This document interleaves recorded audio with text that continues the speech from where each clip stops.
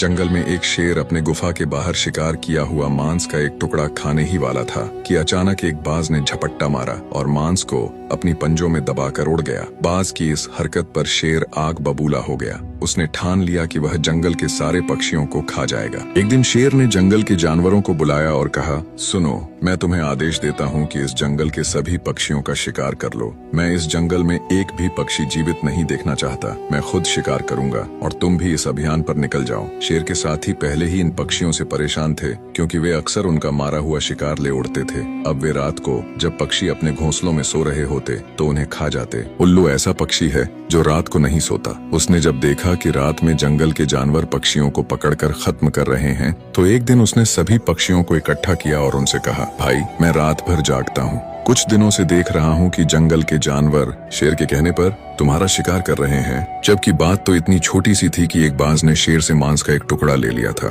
लेकिन वह तो पहाड़ पर रहता है और हम जंगल में। हमें मिलजुल कर रहना चाहिए। खैर, जब तक हालात सामान्य नहीं हो जाते मैं तुम्हारी मदद करूंगा।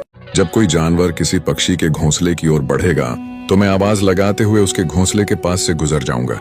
तुम लोग सतर्क रहना। उल्लू की मदद से पक्षी जंगल के जानवरों के हमलों से काफी हद तक सुरक्षित हो गए। एक चमगादड़ जो पक्षियों के शिकार होने से बहुत परेशान थी, एक दिन शेर के दरबार में गई और कहा, साहब, मेरा पक्षियों से कोई वास्ता नहीं है। मैं भी आपके साथ पक्षियों का शिकार करूंगी। शेर ने यह सुना और उसे अपने शिकारी जानवरों में शामिल कर लिया। इस तरह वह भी पक्षियों के शिकार में शामिल हो गई। एक दिन सुबह सुबह जब जानवर रात को पक्षियों का शिकार करके थके हुए सो रहे थे, जंगल के सभी पक्षियों ने अपनी अपनी चोंच और पंजों में अपनी ताकत के अनुसार कंकड़ और पत्थर दबाए और सोए हुए जानवरों पर गिरा दिए। सभी जानवर इधर उधर भागने लगे। पक्षियों ने अपनी चोंच और पंजों से उन्हें और घायल किया। जानवर और तेजी से भागने लगे। चमगादड़ ने यह देखा और समझ गई कि जानवर हार मानकर भाग गए हैं। वह तुरंत बाज के पास गई और कहा, तुम जानते ही हो कि मैं भी पक्षियों की जाति से हूँ, इसलिए मुझे अपने समूह में शामिल कर लो ताकि मैं इन जुल्मी जानवरों के खिलाफ तुम्हारा साथ दे सकूं। बाज ने इसे अपने ग्रोह में शामिल कर लिया। यह भी कंकड़ उठाकर जानवरों पर फेंकने लगी।